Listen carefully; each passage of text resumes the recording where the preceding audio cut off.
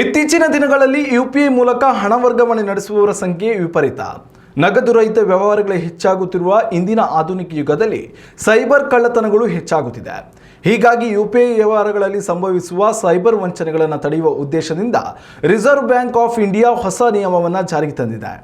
ಈ ಹೊಸ ನಿಯಮದ ಅಡಿಯಲ್ಲಿ 10,000 ರೂಪಾಯಿಗಳಿಗಿಂತ ಹೆಚ್ಚಿನ ನಗದು ವ್ಯವಹಾರಗಳಿಗೆ 1 ಗಂಟೆಗಳ ಕೂಲಿಂಗ್ ಪೀರಿಯಡ್ ಇರಲಿದೆ.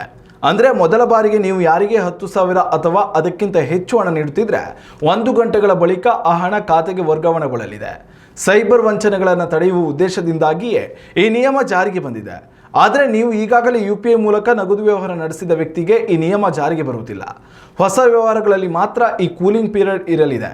ಒಂದು ವೇಳೆ ಸೈಬರ್ ವಂಚನೆ ಸಂಭವಿಸಿದಲ್ಲಿ 1 ಗಂಟೆಯ ಒಳಗಾಗಿ ನೀವು ಸಂಬಂಧಪಟ್ಟ ಬ್ಯಾಂಕ್ ಸಂಪರ್ಕಿಸುವ ಮೂಲಕ ನಿಮ್ಮ ಹಣವನ್ನು ಮರಳಿ ಪಡೆಯಲು ಸಾಧ್ಯವಿದೆ. ವೇಟಿಂಗ್ ಲಿಸ್ಟ್ನಲ್ಲಿರುವ ವ್ಯಕ್ತಿಗಳಿಗೆ ಹಣ ವರ್ಗಾವಣೆ ಮಾಡುವ ಸಂದರ್ಭದಲ್ಲಿ ಈ ಕೂಲಿಂಗ್ ಪೀರಿಯಡ್ ನಿಯಮ ಅನ್ವಯಿಸುವುದಿಲ್ಲ. ಇಂಥವರಿಗೆ ಹಣ ಕಳುಹಿಸಲು ಯಾವುದೇ ನಿರ್ಬಂಧ ಇರುವುದಿಲ್ಲ ಎಂದು RBI ತಿಳಿಸಿದೆ.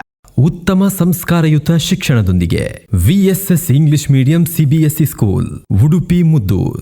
ನರ್ಸರಿಯಿಂದ 10ನೇ ತರಗತಿವರೆಗೆ ಶಿಕ್ಷಣದ ಜೊತೆಗೆ 5ರಿಂದ 10ನೇ ತರಗತಿವರೆಗಿನ ವಿದ್ಯಾರ್ಥಿನಿಯರಿಗೆ ಉತ್ತಮ ಹಾಸ್ಟೆಲ್ ಸೌಲಭ್ಯವೂ ಇದೆ. ನಿಮ್ಮ ಮಕ್ಕಳ ಪ್ರವೇಶಾತಿಗಾಗಿ ಈ ಸಂಖ್ಯೆಗೆ ಕರೆ ಮಾಡಿ.